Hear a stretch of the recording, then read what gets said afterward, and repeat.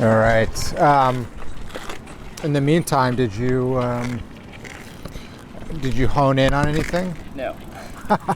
I'm just going to be honest. And Fair enough. All right. It's been a busy week. Yeah. You started a new job? New old job. Oh, job. right on. Working Cool. remotely and just taking on some other projects. So I'm not really. I've been in that space. So you're going. You had been working remotely, and then you're going back to the office, sort of, kind of. I just moved from DC, actually, Washington DC. Oh, right. I kept that job and Okay. in DC working for that same. Yeah. Oh, right. So you moved, and then you had a little bit of time to acclimate, and then back to work. Exactly. Right on. Actually, doing a study with my cousin on it's a book on philosophy called Intro to Philosophy, and A book study. like with her, just the two of us. Cool. We Is kinda she go out from- here as well? No, it's on by the phone. She's in California. Okay. Right on. She's a jobless recent college grad, and so she's thinking, why not get philosophical? Yeah. Cool. Now's the time. She's very actually bright, very kind of deep, but she lives in like a SoCal, not to stereotype too much, but a SoCal culture of kind of vapid like materialism. So she doesn't have a home for her philosophical outlet. There's a lot of like kind of new age spiritual philosophy down there, right? Yes. Which We talked about some of that stuff. Like anyway, so that I've been in like a philosophical headspace, but not so much thinking about belief. Right. Beliefs. Right. Well, let's see. Last time we kind of we covered some pretty wide swath of things, and I think maybe towards the end of it, we got more on like a religious bent. We did. And I babbled about religious beliefs. Yeah, and I thought, in the meantime, I read something, and I wish I could remember what it was, but I can't, about a proclamation from the Pope about some new belief. Did you happen to catch that?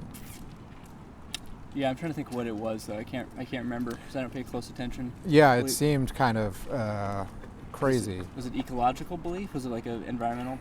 Yeah, I don't know. I don't think so. I'm not sure I know. Yeah. Anyway, I wish I could remember, but c'est la vie. Before we did talk about the view on evolution changing. Right. Yeah, and it was along those lines of kind of. I think I asked you, with when a Catholicism, it changes a view that is so significant. It must foster a split, and it's hard to imagine it as being the same thing, really. For like the book of Genesis says, very, if one were to take it literally, it has a very kind of specific description of how we all got here. Yeah. And it did not include evolution. Yeah. It seems like God sort of speaks them into being like immediately. Right. And everything else, man and all the creatures, and the earth and the sun and everything. Yeah.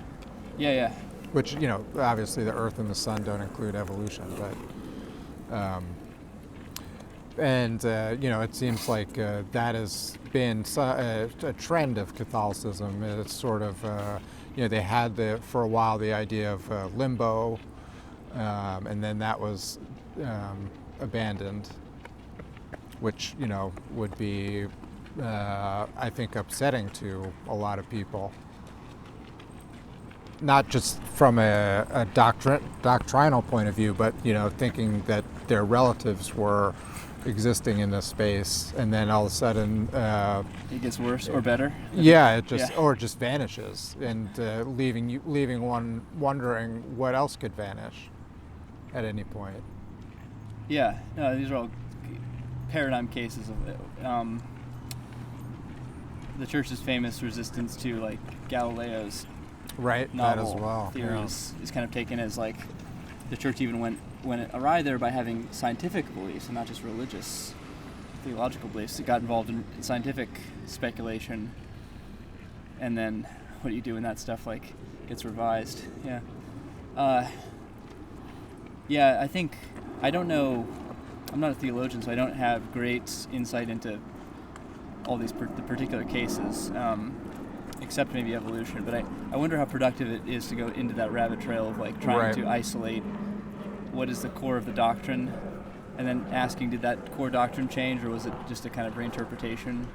There's some interesting, important questions there about, and I know it sounds like just covering our bases kind of thing, like we're just playing hide the ball with what we believe, but there are some important questions there about. Yeah.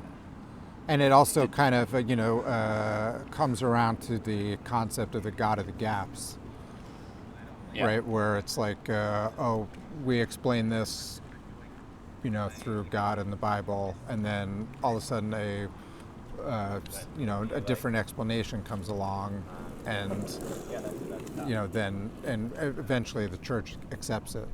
Accepts the scientific explanation, making another gap where there are unanswered questions that are still explained. That can only play out with scientific beliefs, right? Because the church can't have like a belief about some numinous spiritual thing about God's attribute, and then science comes out to prove that it's not true about God.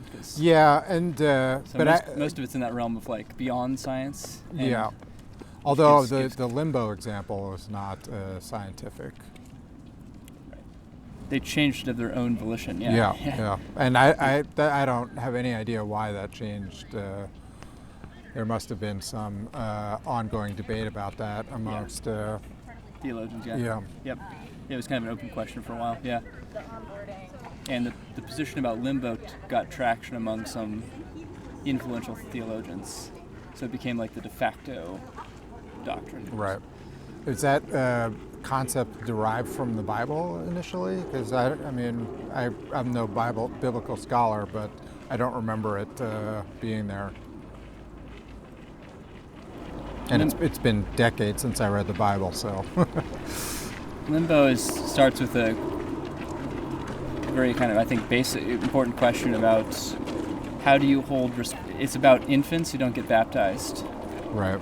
And the question is, what happens to these souls who never are never covered by the grace of baptism? Neither do they reach an age of reason where they can commit actual sins of their own volition. Was that it, or were there other people who had never been exposed to the ideas of Catholicism? Were they also eligible for limbo? I think, maybe that extent goes to them too. But to be honest, I'm not sure. The primal case was children, baptized infants. Because the church would say that if they were baptized, easy, they just go to heaven. Yeah, and that would limbos, it would make sense to have sort of that designation for to alleviate the worries of believers who go through that kind of experience. It's consoling, right? Yeah. Well, and so the teaching was not that like there were theologians who didn't want those babies to say that they went to hell.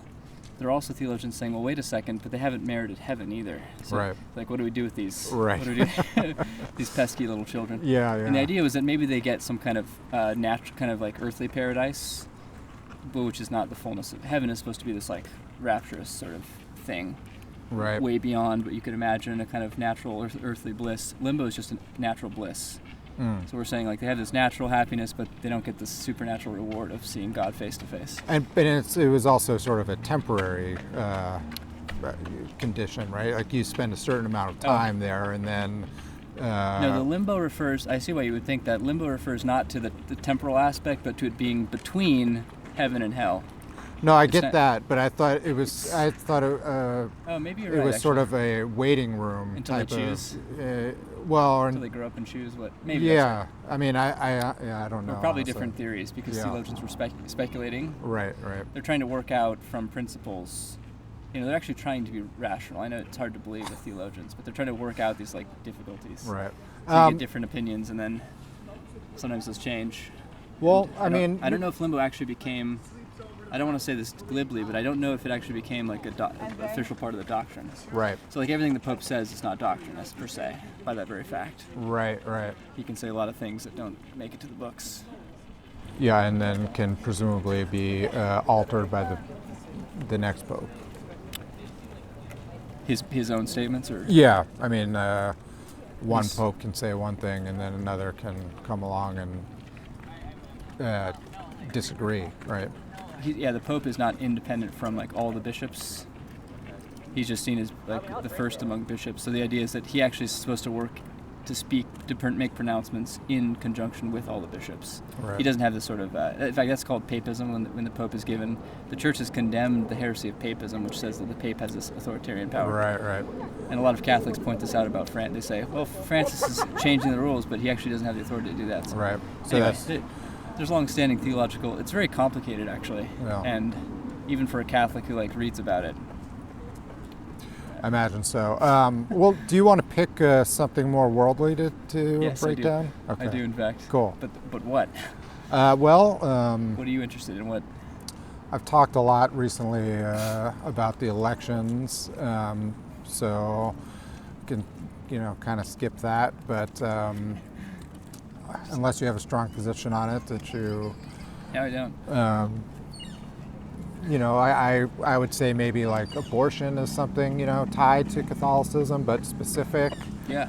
Um, Let's talk about that. okay, right. cool. Two men talking about abortion. just perfectly fine by me. Yeah.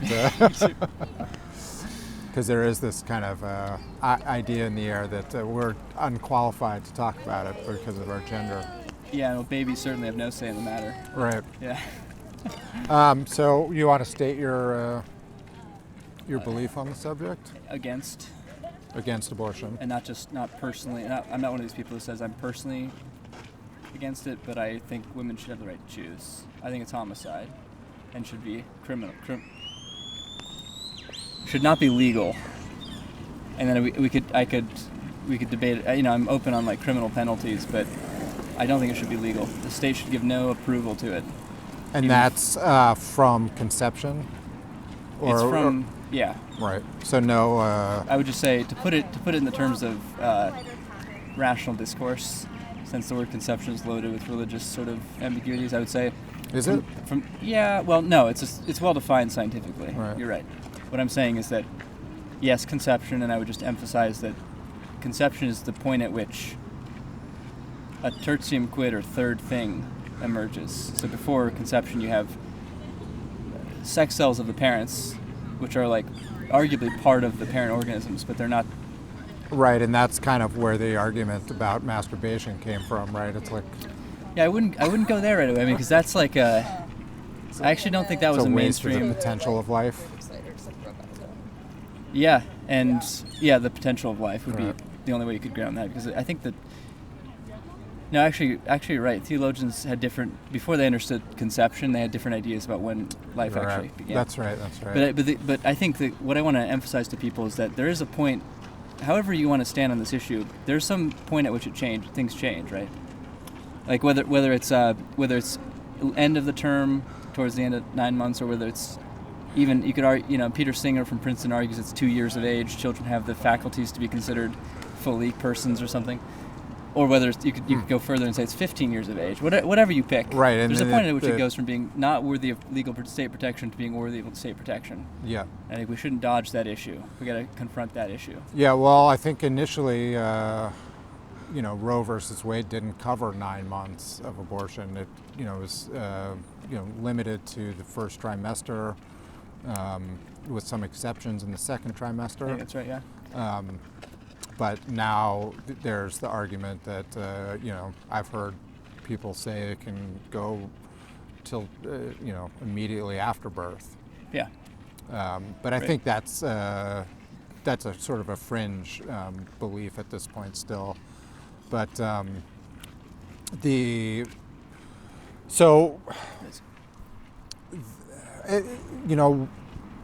I wonder the argument about contraception then comes in as well, I think. I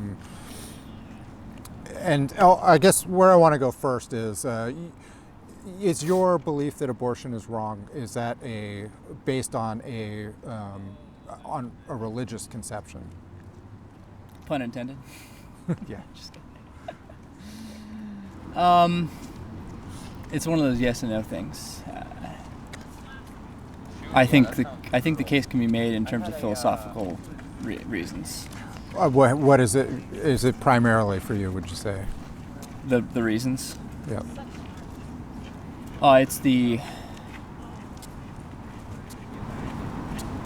It's the idea that at the moment of conception, you have in substance, or let's say in reality, a human being.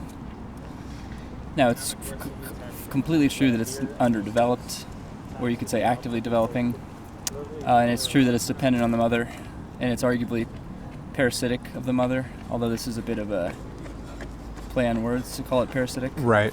So if somebody, is using a birth control method that fails, and so it was their intention to prevent the conception, and then it happened as a result of, faulty mechanism that is at that point, like, is it okay to have an abortion then? Yeah. According to this view, it's absolutely irrelevant how it came to be. So now, would that be sort of a will of God argument? I think it has nothing to do with God. I think okay. because the argument is about it being a human being, like in the most sort of basic sense, right?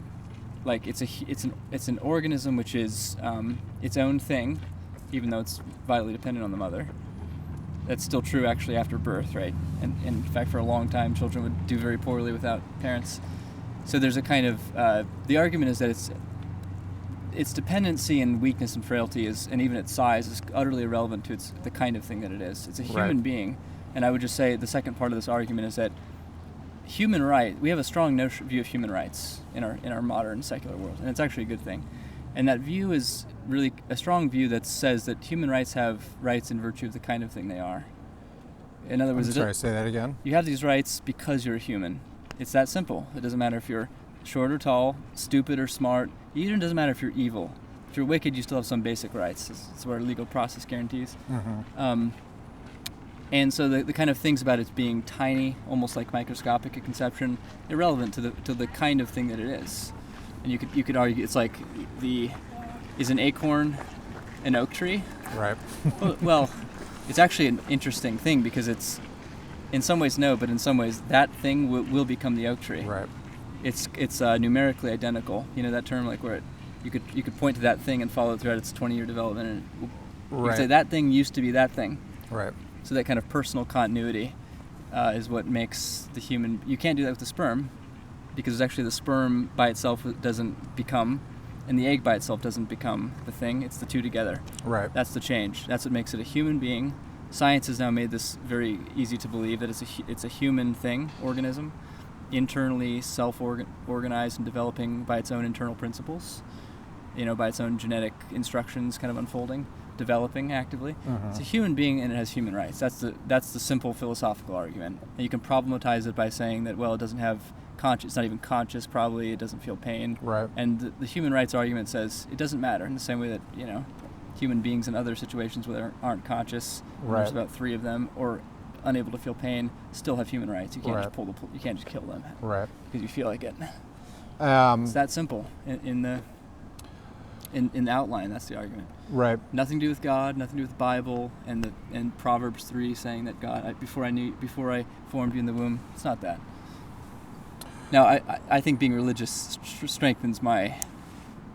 To answer your first question, okay, somehow it kind of like fortifies my position and causes me to look for the reasons in favor of that position, believing that God revealed it to be the case. Now I look for the best reasons to prove it or something. Right. I just think those reasons are technically independent of being religious. I could have them if I weren't religious. I wish people thought about that non-religiously, actually. How it seems like the overwhelming majority of people who are in favor or who are pro-choice are under the impression that the only argument against abortion is a religious one. Yes, I don't know why that is. Partly it's religious people making the wrong argument. I see. I think we're to blame for this, always quoting the Bible. Huh. Not the best way to do it. And then the obvious argument, the examples that are put forward are the extreme ones in the case Rape. of rape and Severely deformed. deformity. Yeah. And, Well, yeah. and deformity, I think we've already kind of covered, where Yeah. that falls under the same category as somebody gets into is in a coma from a car accident. It doesn't give you the right to kill them.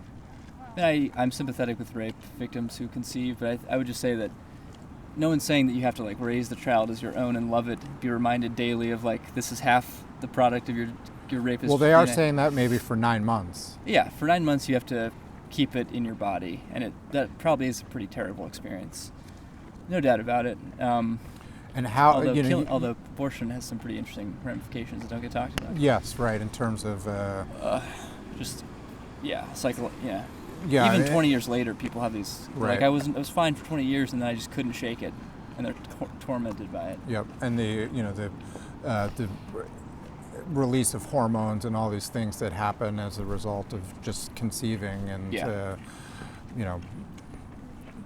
that affect people's mental state for in a material way, in a biological way. Yeah. But Right. how so you've got two The rape human. argument plays on emotion.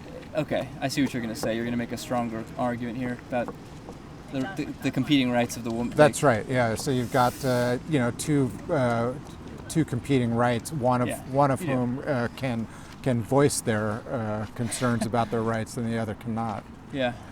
And act. We might be able to presume what the child wants, though. In the same way that most people don't commit suicide, even when things get bad, they don't typically go straight for the way out. But yeah, all right. So you're saying we can't hear it from the child? Well, yeah, but even without that argument, you've definitely got a seeming conflict between the rights of Yeah, you do. a conscious individual and another budding individual. Absolutely. These conflicts happen a lot, actually. There's a lot of cases of these conflicts. That's what our laws try to work out every day. Mm-hmm. People are constantly in conflict about this. In police shootings, it's like the rights of the police to their versus the rights of the criminal, and you have all these. You're always working out conflicts of rights, but you think this is a special case of that, where, like, her. Well, it is special in the sense that